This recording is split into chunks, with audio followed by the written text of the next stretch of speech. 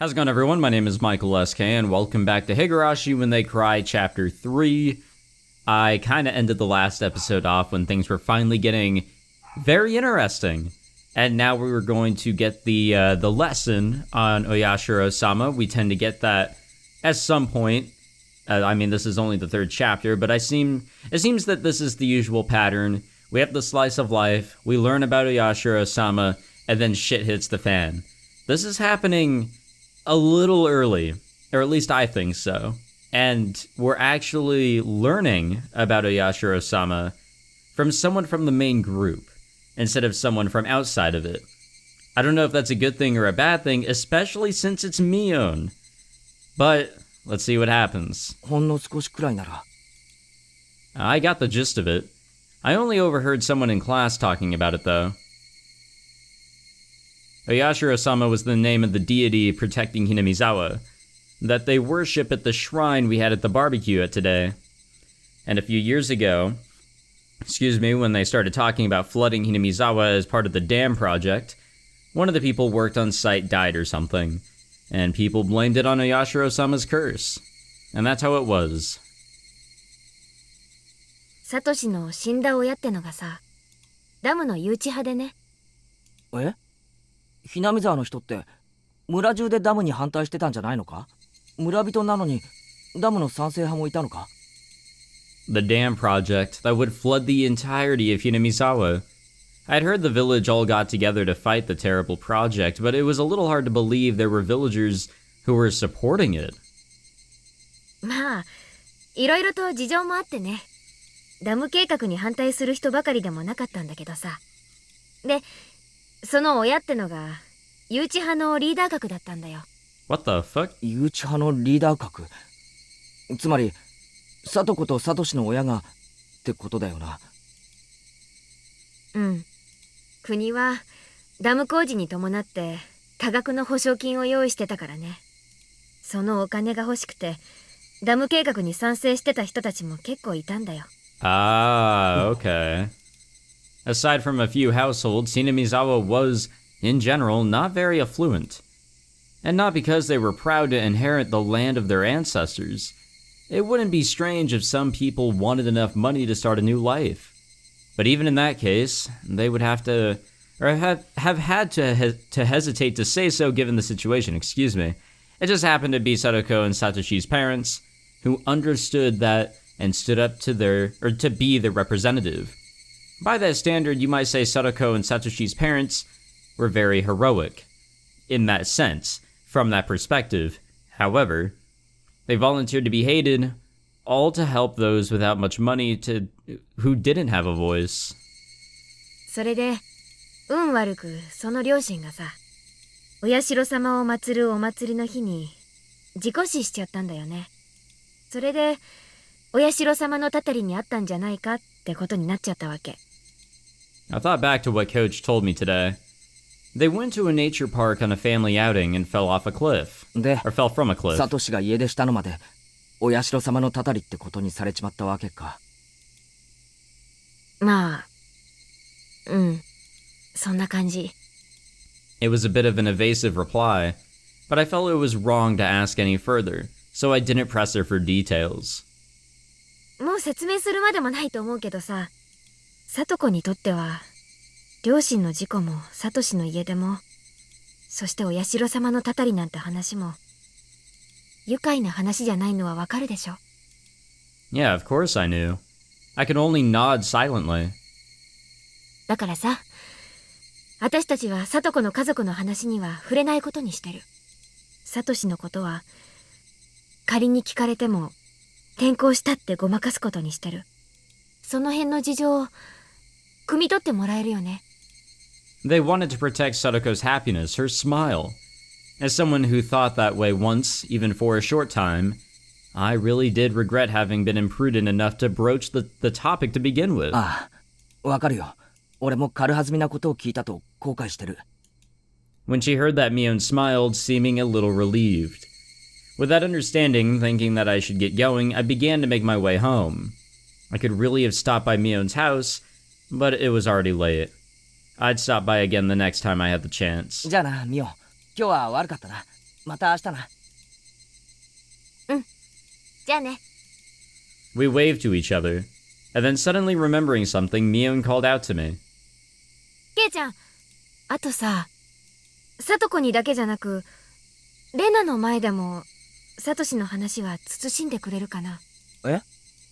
さっきので分かったと思うけどさ、レナって、どういうわけか、お社様のたたりの話だけは、笑い事で済まないんだよ。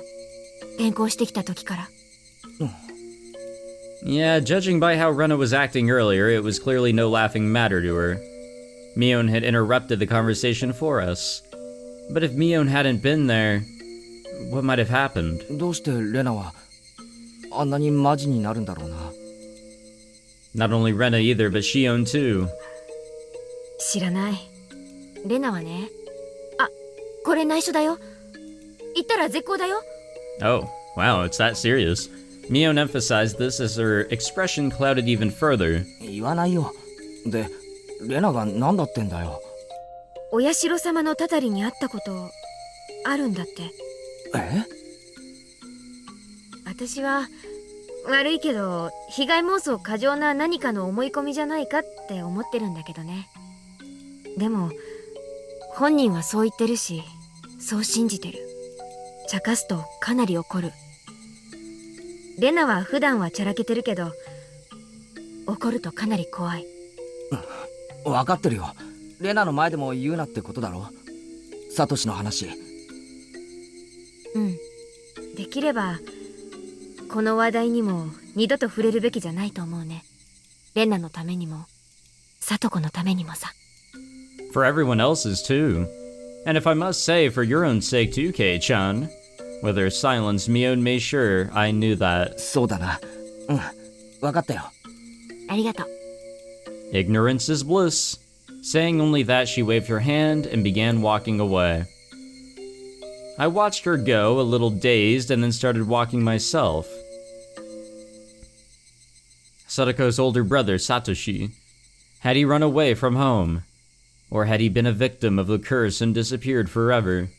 Whichever the case, none of this was anything I should have asked about. The cooling air forced me into self-reflection. I wanted Sadako to smile. Yet my curiosity easily defeated me, and I frivolously tried to step into the dark side of things in a joking way. I'm shameful. I wanted today to be exactly like yesterday. I wanted tomorrow to be just as fun as today too. So why did I go and do something like that?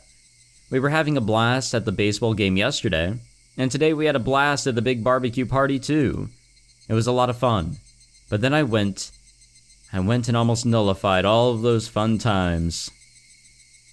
I would have to be more careful starting tomorrow. I would put all this unpleasant stuff behind me forever. Like hell I'm gonna let my enjoyable life end because of how careless I was today. I mean, it's happened a couple times. But the more I thought that I'd be more careful starting tomorrow, the more I couldn't get rid of the ominous thought that I had already put an end to those enjoyable days with what I'd just done. Hey, wait. Calm down, Keiichi, my bro. The gears of destiny are freaking gigantic, aren't they? Excuse me, what happened just now was trivial. It doesn't make any sense to think my life will be totally different starting tomorrow. But even though I understood it logically, the mist in my heart wasn't going to fade until tomorrow turned out to be as fun as today. 変だぞ俺。さっきのみんなとのやりとり、ちょっと気にしすぎだぜ。I wish tomorrow would come already.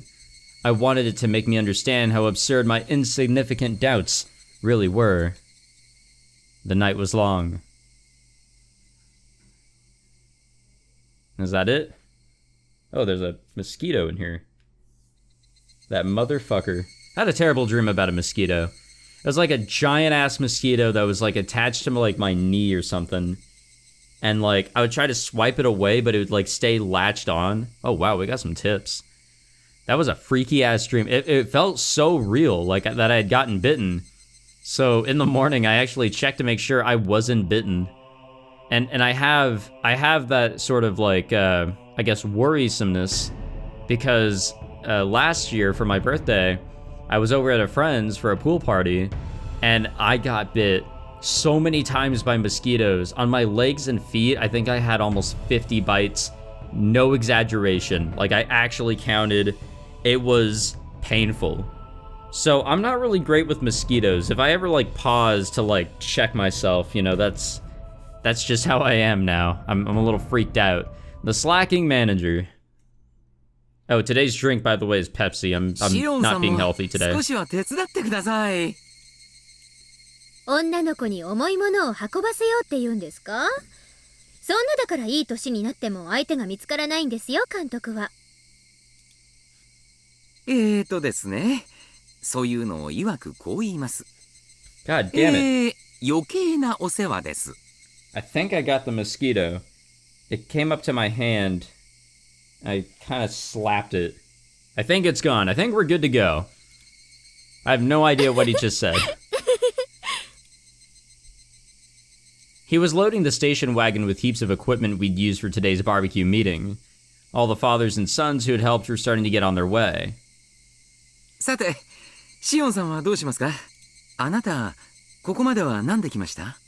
自転車でしたら、積んで送って差し上げますよ。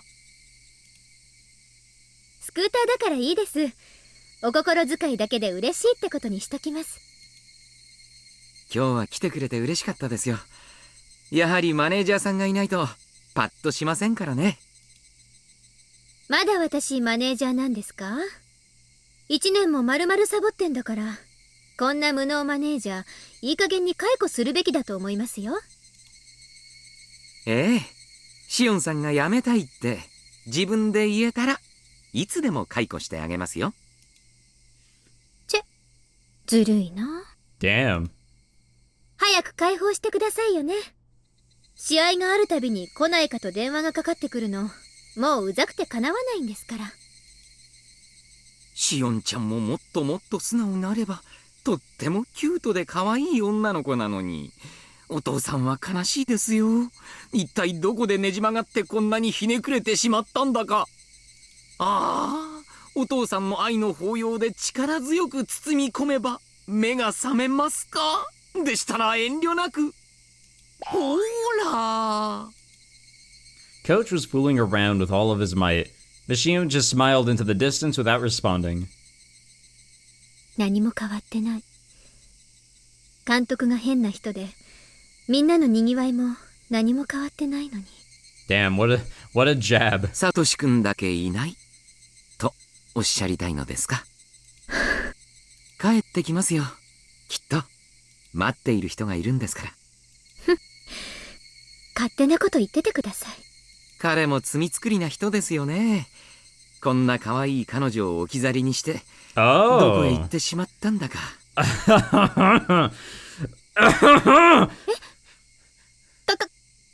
女？誰が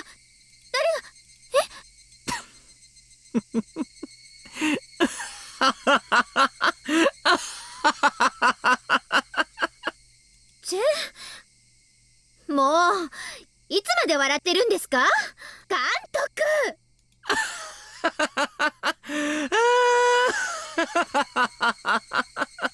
！Coach bent over and laughed heartily for a little while. では、またお会いしましょうね。試合にもたまには応援に来てくださいよ。まあ、気が向いたら。私、マネージャーなんか全然もうやる気ないんですから。いいんですよ。あなたが嫌ならいつでもクビにしてあげますよ。嫌がるのを無理やりってのは私の性分ではありませんからね。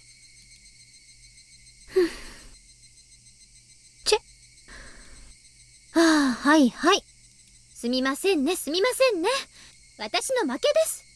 気が向いたらまた応援に来ますので、今日は堪忍してください。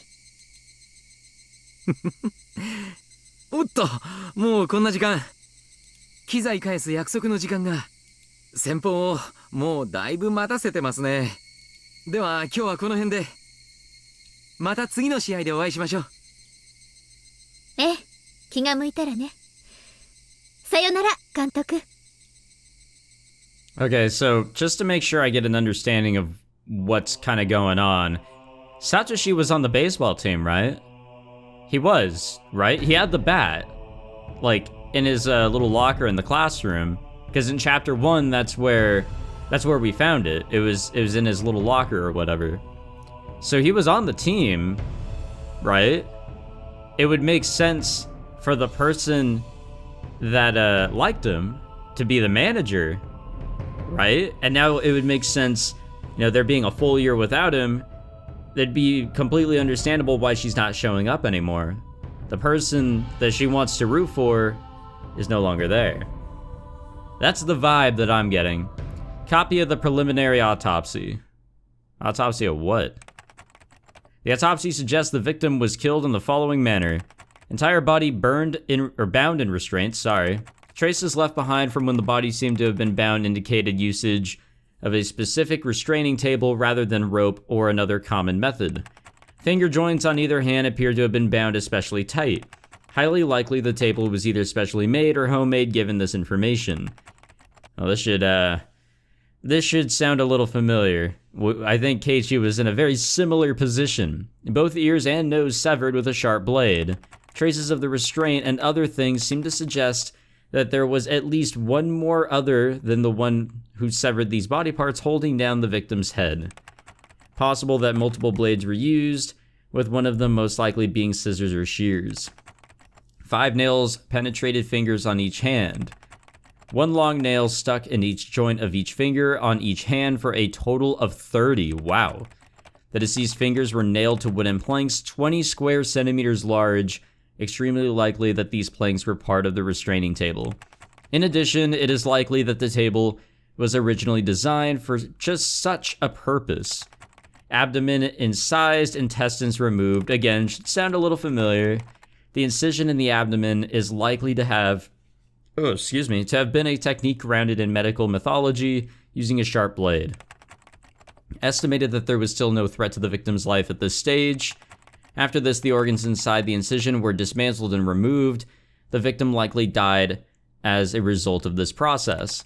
Body disposed. After fastening a dumbbell to the victim's neck using a commercial pet collar, the victim was likely abandoned in the Uji River's third drain.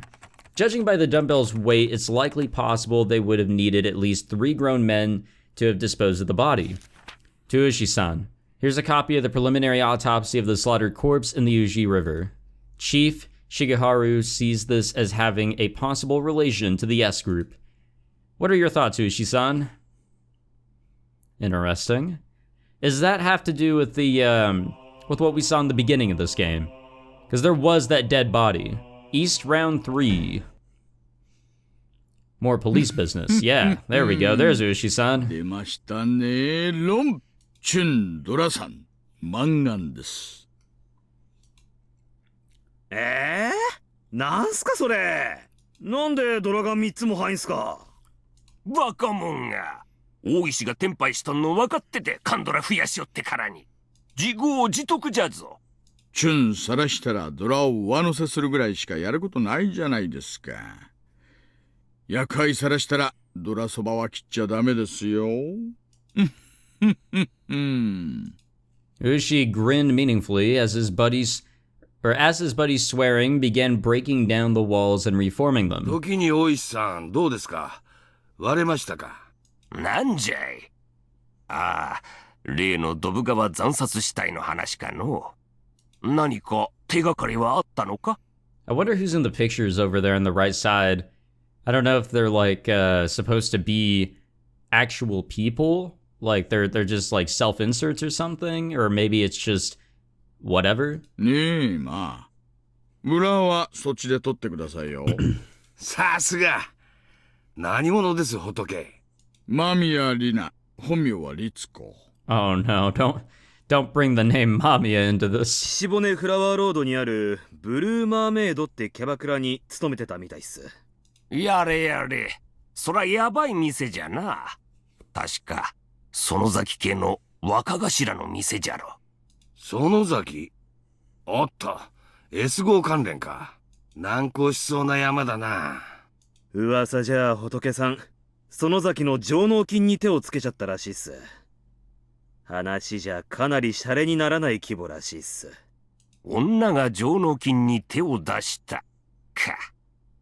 裏に男がいそうじゃのう。女の単独犯なんてそうそうないぞい。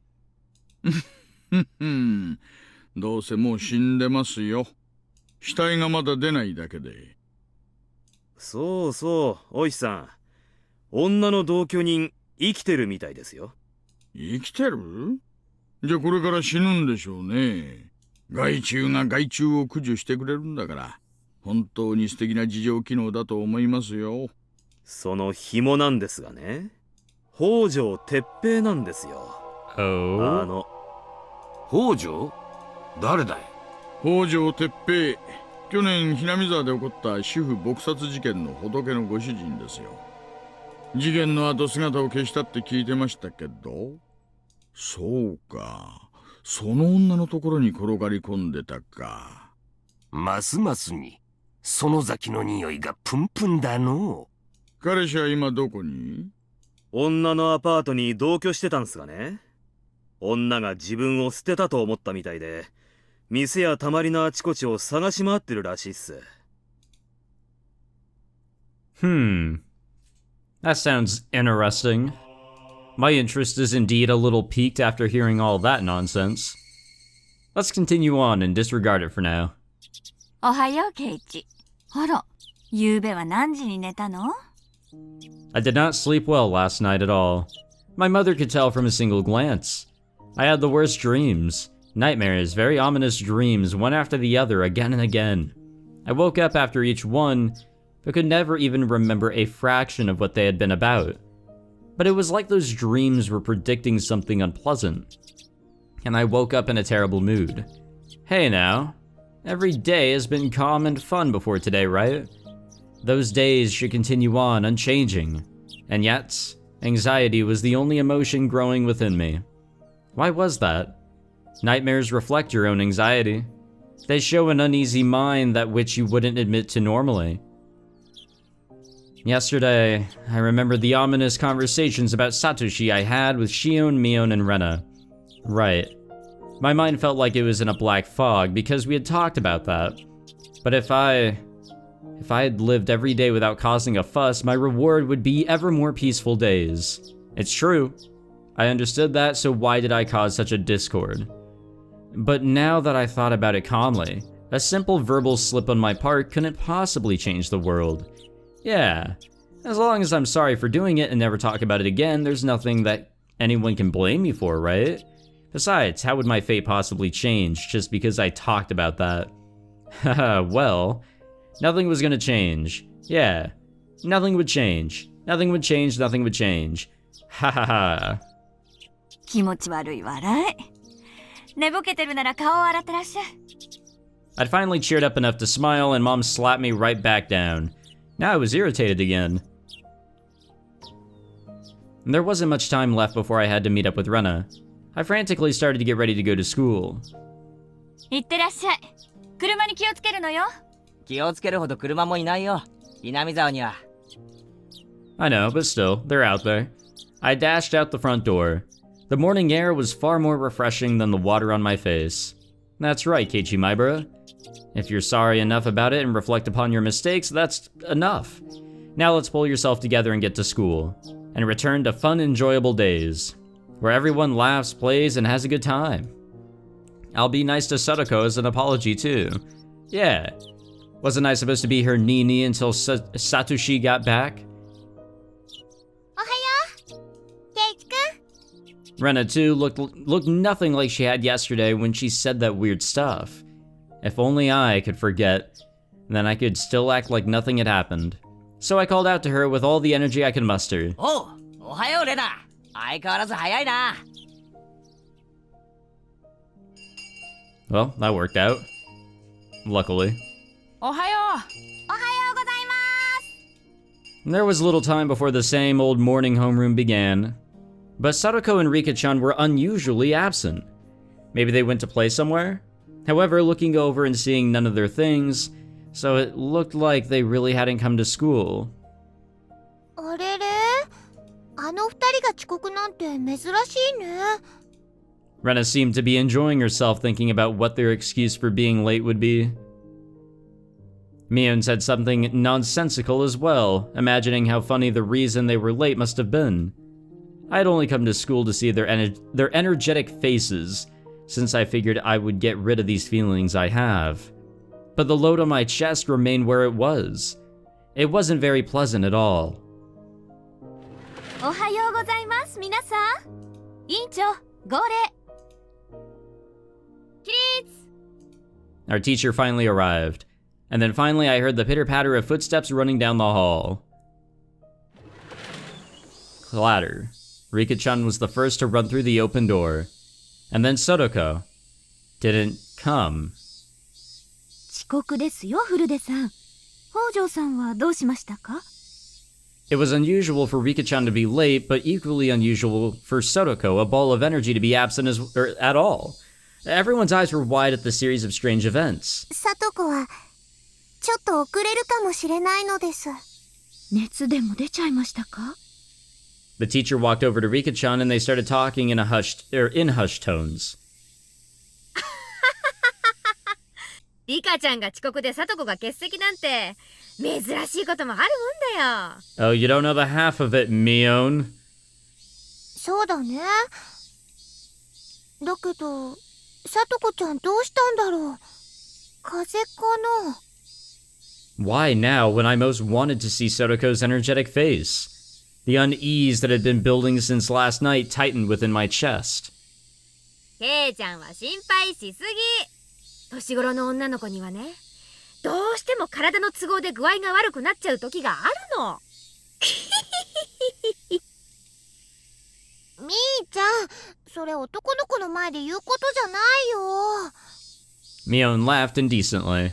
Normally I would laugh along with her, but right now I just didn't feel like it. What did happen to her? Homeroom ended, and we went to talk to Rika-chan in the short time we had before first period started. ようリカちゃん、遅刻して怒られてかわいそうだな。今日は俺がなでなでしてあげよう。 I was very aware of my gloom this morning, so I strove to keep my tone cheerful. I petted Rika-chan's head the same way she always did, but she didn't cheer up at all. みー、さとこはどうしたんだ？風邪か？ For instance, she got a fever from playing around too much yesterday. If that had been her response, I would have accepted it in a flash. But the atmosphere around Rika-chan felt somehow heavy. It was a little weird and actually made my unease worse. ほらほらほら、男の子には話せない事情ってのもあるんだから。ケイちゃんはお席へ戻って。 Mion, acting just like a club president, pulled me back to my chair. Rika-chan's gaze immediately fell back to her desk, and she hung her head gloomily. Rika-chan had said something odd, that Sotoko might be a little late. They were living together, weren't they?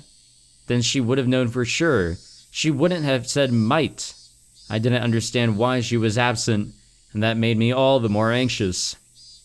Damn it, what's going on today? It's like we started off on the wrong foot, and it wasn't going to get any better.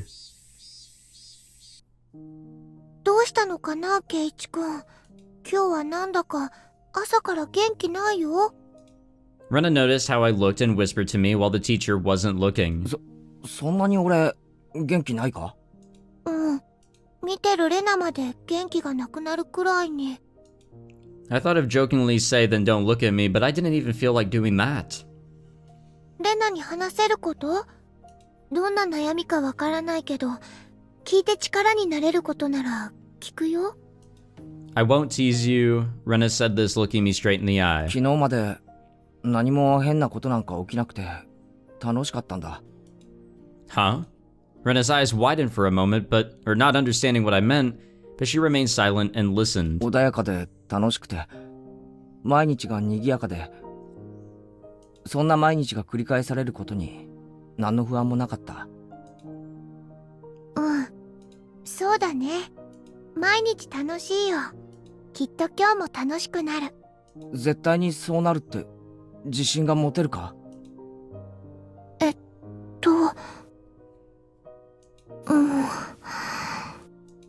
？Rena, feeling perplexed, couldn't think of something to say. I didn't blame her. What I was trying to say seemed a little confusing even to me. 思えばここ最近不安だったんだ。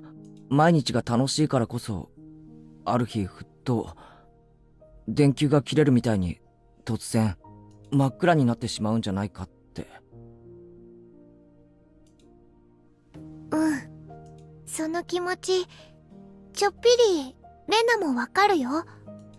Rena nodded gently. 私たちはいいことばかりは続かないってずっと教えられてきたから、楽しいことの裏側を時々恐れるよね。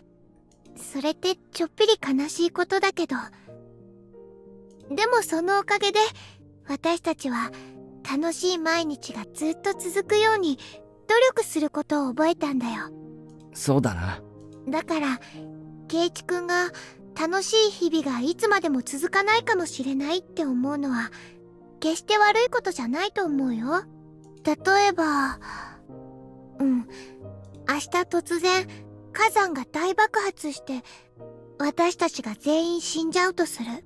Well, that's depressing. おいおい、物騒な話だな。例えばその大災害を圭一くんだけが生き残ったとしたらどう感じる？どうって。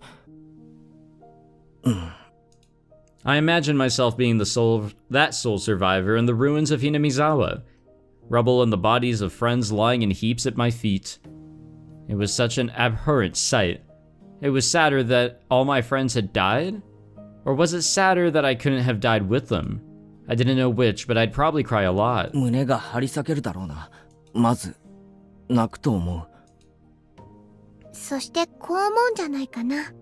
こうなることが運命だったなら昨日までの日をもっともっと楽しく悔いなく過ごせばよかったって。 I didn't want to consider such a horrible event to be my destiny. But 思うだろうな。楽しい毎日がいつか終わるものならそれがいつかなんて誰にもわからない。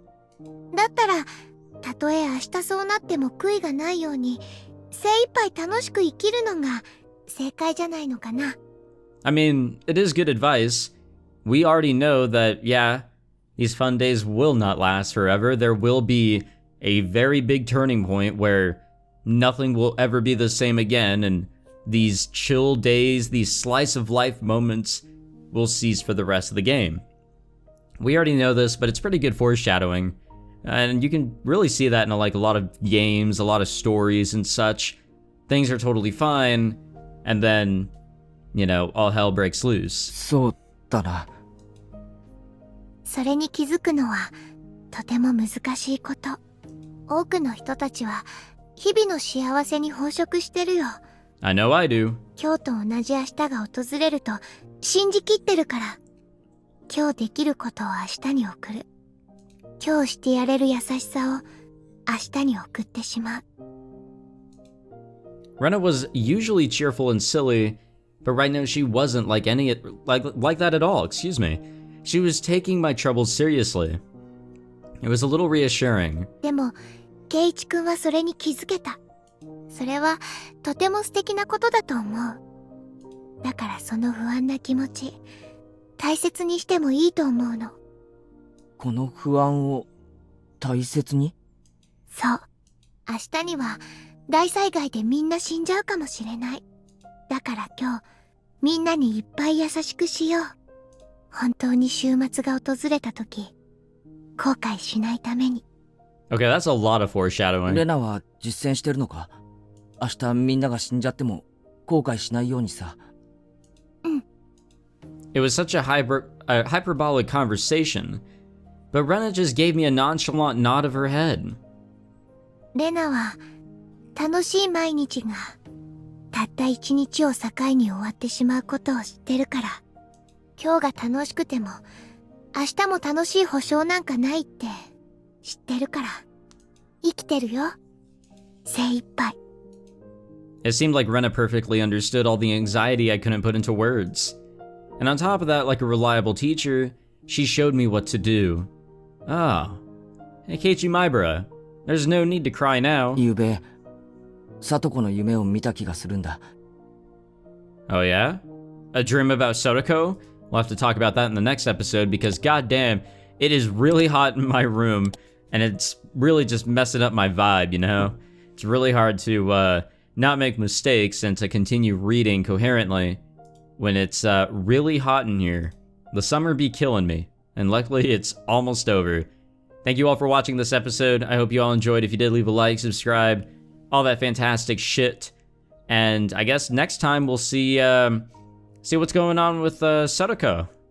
Let's see what's going on with her, why she's late, if she'll even show up today, and if today will even be remotely close to a fun day. I'll see y'all then. Take it easy.